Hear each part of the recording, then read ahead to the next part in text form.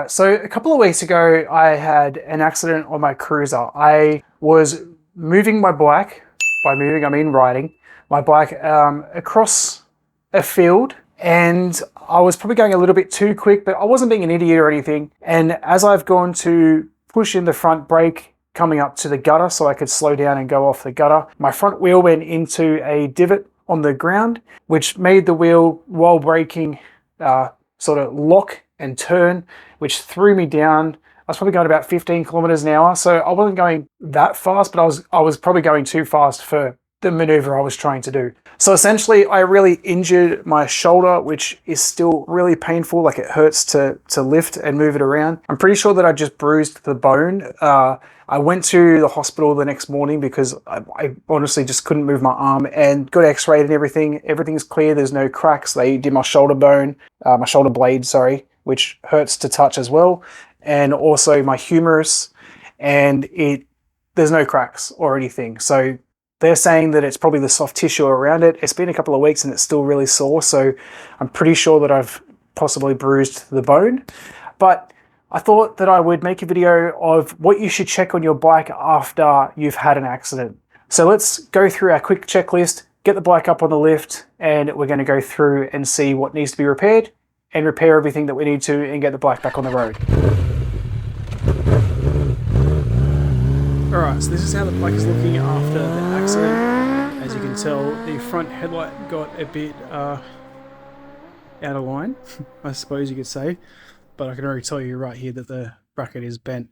But all in all, the bike didn't come out too bad. A couple of broken lights. I think that's about it. But we are going to go through our checklist and double check everything. Alright, so here's our checklist of things that we want to check after we've had an accident. So first up, you're going to be checking your lights. You want to make sure that your headlights, tail light, blinkers and everything are still working. Alright, so lights. We're going to go through and we're going to check our headlight, which I can already tell you is bent. I'm hoping I can just bend this bracket back, which will bring it back to the center and clean up all the debris, and hopefully the light itself is not actually broken. But let's put the key in, and we want to make sure that all of the lights and everything still work. So, put our key in.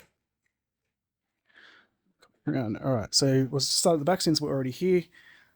Tail light works. Brake light works. Brake light, the hand works. This indicator is broken, but if we check our turn signals, this front one works. The headlight still works.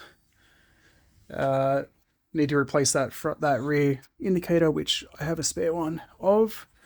And then right side works, sorry, left side works, and left side works. So light wise, we just need to fix the headlight, and we need to fix that rear indicator.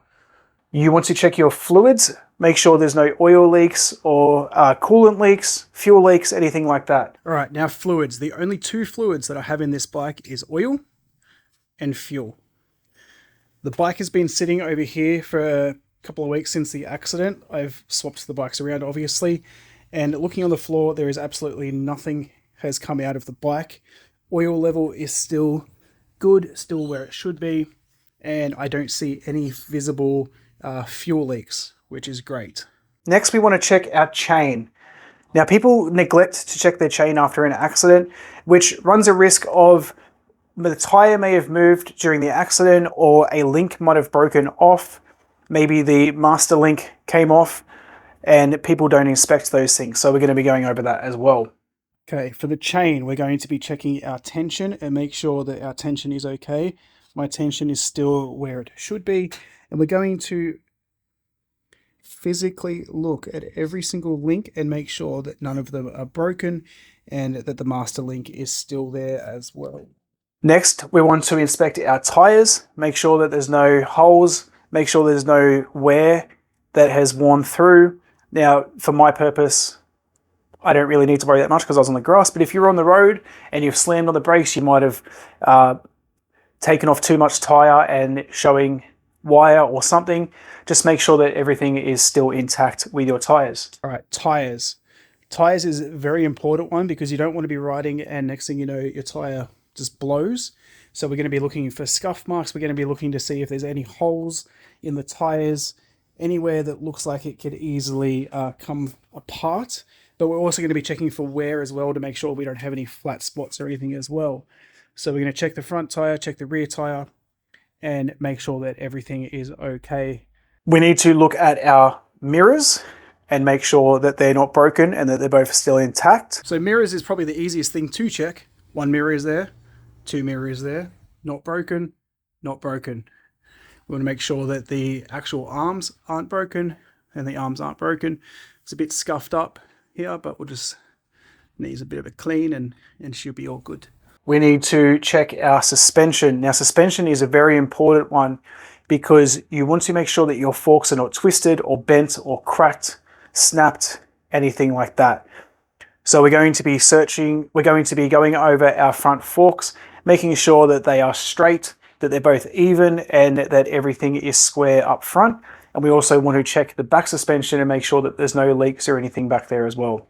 All right, next up on our list is suspension. So the rear isn't too much of an issue. I wouldn't think it would be too much of an issue, but essentially we're just going to make sure that there's no cracks in the springs, make sure we're not leaking oil out of the shocks, which we're looking pretty good. Yep, no oil, no cracks. And then we want to check our front suspension. So while the bike is lifted up, I'm going to go around. I'm going to make sure that there's no cracks in any of the forks, which just because it's not leaking fluid, it doesn't mean there's no cracks. Because a hairline crack might not actually leak fluid, but it could be a big problem down the road. So there's a little crack here in the gator, but that's literally all it is a rubber like sleeve. So that's not a worry at all. And we do want to make sure that our forks are even. So we're going to measure from the bottom of the fork to the top of the fork on both sides, make sure they're the same length. We also want to make sure that our front wheel is in line with both both forks, rather. We want to make sure that they are perpendicular in this direction here. And we want to make sure that the handlebars are straight with the front wheel as well still. You might not be able to feel it when riding it. Now, I did ride this bike home and it rode pretty normal. You might feel it pulling to the left or right, which is also going to get a lot worse the faster you go. So you want to make sure that this is all straight and everything, because you don't want to get out on the highway and find out later that it's actually really twisted and you don't have control. It is kind of hard to see at the moment because the headlight puts off what is actually straight and what not. So I am going to do a second inspection after I get the headlight off and just make sure that that is all straight and everything as well, because it does look off-putting, but from what I can tell, everything is straight. Next, we want to check our frame. Now, frame is very important and it's kind of hard. It's not too bad on the cruiser, but on a sports bike, it's a lot harder because you have all the fairings and everything. And you need to make sure that you check everywhere because there could be hidden damage. We're looking for cracks. We're looking for scratches and dents and all of that sort of stuff all over the frame. All right, now frame. Now, as I said, frame is a lot easier on a cruiser than it is on a sports bike. I mean, the frame's pretty easy now because the bike is stripped, but if this bike was intact, it'd be covered in fairings and it'd be very hard to see everything. With the cruiser, everything is pretty open and I can see if there's any cracks. We want to check the triple trees and everything, which could also be part of your suspension. Check the frame, make sure there's no frame damage. And the only part that's really hidden is underneath the fuel tank. So I didn't hit that hard, so I wouldn't expect any frame damage, but I'm still going to go over everything, check the swing arm and everything, and just make sure that there's no cracks or anything on the frame.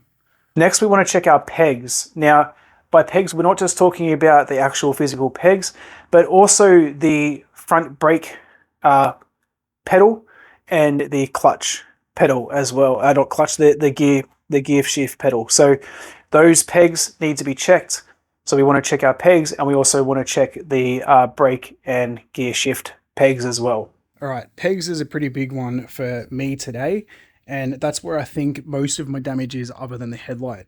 Now, this peg here is what pretty much took the brunt of the force, and a lot of it's just grass and dirty. The rear brake still works fine, but we do want to make sure that we check that. When I rode the bike home, I was making sure that the rear brake and everything still worked, and nothing seemed out of the ordinary. This brake pedal was actually bent up here a little bit, and I had to bend it back down, but everything seems fine with it, so I'm not too worried about that. And again, just a general cleanup of everything as well. So for the gear shifter side, I don't really have anything to worry about because the bike went down on the other side, but we are just going to make sure that everything is intact here and there's no cracks and that everything's still connected and everything that needs to be connected. Which brings me to my next thing, which is levers. Now, levers is pretty important and pretty easy to tell if they're intact or not. They're either snapped or they're not. We also just want to go over them, make sure that they're not cracked and all that sort of stuff as well. All right, levers is, again, a pretty simple one. We're going to check for any cracks and breaks in both levers. The thing is that the bike went down on this side, so I would not expect any damage on that side at all. But essentially, it's just need to get the dirt out of his eyes here. But other than that, the lever is pretty good. We're also going to make sure that we haven't broken brake fluid reservoir and everything up here as well, because that's part of this lever. So that all works fine. Now, depending on the type of bike you have is going to depend on how you're going to be looking at this one, but spokes is very important. We want to check our wheels, we want to check the spokes, we want to check for any cracks, we want to check for any broken spokes. So on a sports bike, you more than likely are going to have more of like a rim style, so you're going to be looking for cracks. Whereas on a cruiser, you're going to have more like a spoke design, and you want to be looking for broken spokes, loose spokes, and just check all of those. All right, so as I said, this bike has spokes, so we're going to check every single spoke and make sure they're not loose, make sure they're not broken, and go over both wheels and check all the spokes. This is essentially obviously more important depending on the accident. If I ran up the back of someone or something, of course, there's more likely going to be damage on the wheel, but we're still going to check all the spokes. And on a sports bike, you've got more of the more rim style, so you don't have spokes per se, but you are going to be looking to make sure there's no cracks or anything in the rims. The last thing we want to check is handlebars. We want to check the handlebars, make sure they're not bent, make sure they're still straight, they're not cracked, they're not broken, and that everything is intact up there. So the grips and everything, and just make sure that everything works. And then also, when we're checking our handlebars, we just want to make sure that all the switches and everything aren't broken as well. Make sure they're all intact and all that. All right, now I've dropped the bike down to check the handlebars. Handlebars, we're going to be checking for alignment, cracks, check all of the controls, make sure that nothing got broken with the controls, mirrors and everything. But essentially, we want to make sure, if you can see, that the handlebars are still in line with that front wheel. Now, it's going to be hard to pick up on camera, but looking at it in person, that all looks pretty straight to me. It is, again, off-putting with that headlight. So once we've gone through all that, we can make a list of everything we need to fix the bike, and get it back on the road as soon as possible. All right, quick update. I ended up straightening this bracket. I didn't actually have to take the whole headlight off. I just took this side bracket off, straightened it with a hammer or with a mallet, and have put it all back together. Got the headlight and everything resituated. I had to pull the whole headlight out and just readjust the screws and everything. Where this screw goes, which is what changes the angle of the light, was bent, the bracket inside, so I just needed to bend that back out, and that's all fitting pretty much perfect now. So the only other thing that I did find and notice is that this indicator is actually all cracked and snapped there. Hopefully you can see that. There we go. Which I couldn't see before because the headlight was pushed over on top of it. I do have spares, but I think I might just try and glue this one back together, because that should go back together, and just be able to glue that back together there. And I can always replace it in the future if the glue doesn't hold. So I just need to fix that and replace that rear indicator, and the bike is back to its former glory. All right, the bike is now completely fixed. I've got the new rear indicator on the back. number plate and everything I just bent out a little bit. I don't know if I talked about that before, but it was bent a little bit from the accident, but that's okay. The front indicator I have glued back in place, and I'll keep an eye on that. And that is it. Everything that was broken is fixed, and the bike is good to go. Do make sure though that if you have an accident, you go through the whole list. Don't just think, oh, I only crashed on this side, I only need to check these things. Make sure you check everything, because you don't want to be stuck somewhere and find out that there is actually an issue that you didn't check, or even worse, you don't want the bike to be dangerous and be driving on the highway or anywhere and the bike fails and you crash. Even worse.